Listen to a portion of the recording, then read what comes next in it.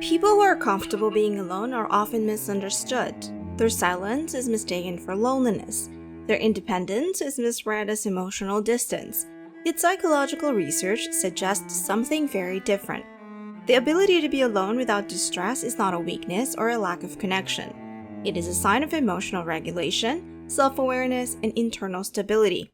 In a world that constantly equates presence with productivity and connection with validation, choosing solitude can appear unusual. But for some people, being alone is not an escape from life. It is where life becomes clearer. From a psychological perspective, comfort with solitude is closely linked to a well-developed sense of self. Research in developmental psychology shows that individuals who can tolerate and even enjoy being alone tend to have stronger identity formation. They know who they are without needing constant external feedback. This does not mean they dislike people. It means their self-worth is not dependent on continuous interaction. When someone can sit with their own thoughts without anxiety, it suggests that their inner world is not hostile. Silence does not feel threatening because there is nothing inside they are trying to avoid. Modern culture often frames being alone as a problem to be solved. Social media reinforces the idea that connection must be visible to be real. Photos, messages, and shared moments become proof of belonging.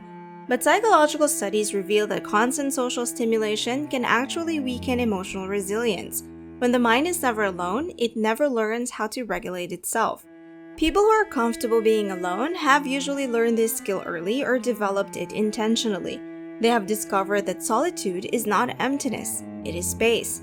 Solitude allows the nervous system to downshift. Neuroscience shows that quiet, low-stimulation environments reduce cortisol and activate brain networks associated with reflection and creativity. This is why people often have their clearest insights when they are alone. Without the pressure to perform socially or respond to others' expectations, the mind relaxes. Thoughts organize themselves, emotions settle.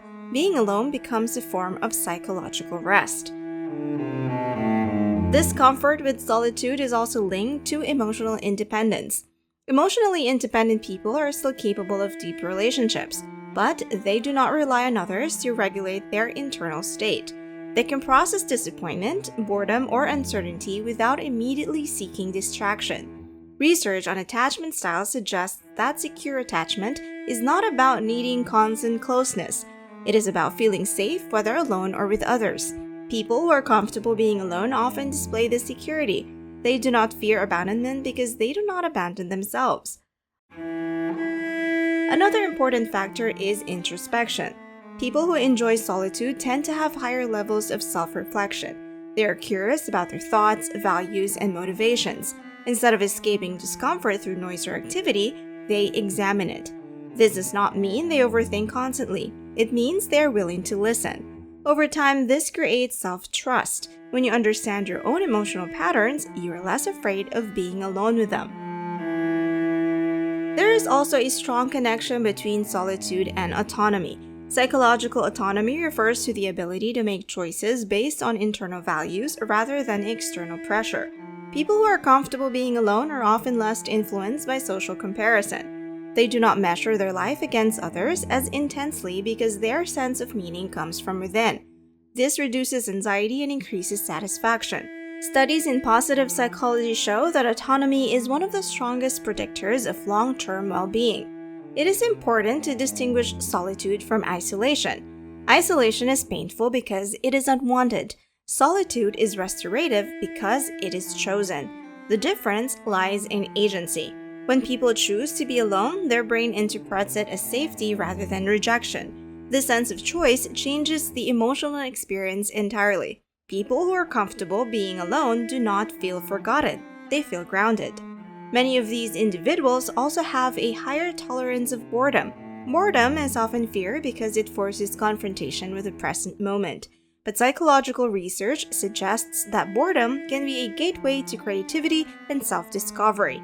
People who can sit through boredom without panic allow the mind to wander naturally. This wandering often leads to insight, imagination, and emotional processing.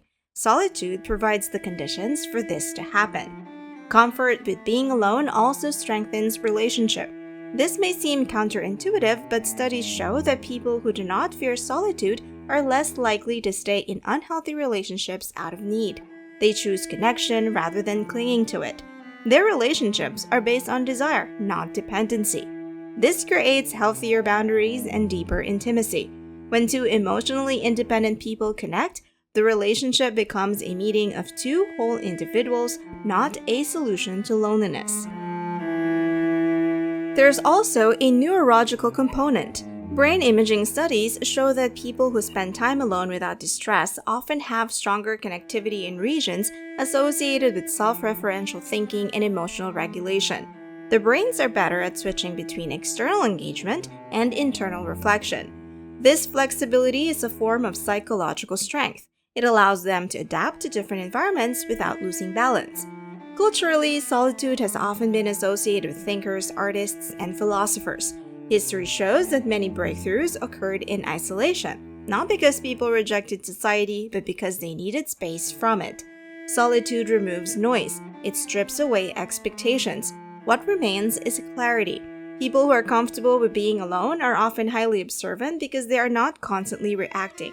They notice details others miss. However, this comfort does not develop by accident. For many, it is the result of learning that their inner world is safe. This learning may come from supportive early environments or from deliberate self-work later in life. Mindfulness practices, journaling, and time in nature all strengthen this ability. Over time, the mind learns that it does not need constant stimulation to feel okay. In a society that equates busyness with worth and visibility with value, choosing solitude can feel rebellious. But psychology suggests it is restorative. People who are comfortable being alone are not detached from life. They are deeply connected to it in a quieter way. They listen more than they speak. They observe more than they react. They move through the world without needing constant reassurance. Ultimately, comfort with solitude is not about rejecting others. It is about accepting oneself. When you are at ease alone, you are not searching for someone to complete you. You are simply open to connection without desperation. In that space, life becomes less noisy, less pressured, and more honest. And perhaps that is why people who are comfortable being alone often appear calm. They are not empty. They are full quietly. If you found this video meaningful, don't forget to like it. It really helps the channel grow and reach more people who may need to hear this. And if you enjoy thoughtful videos about psychology, solitude, emotional strength, and the deeper patterns of human behavior, consider subscribing for more content like this. Thank you for watching, and we'll see you in the next video.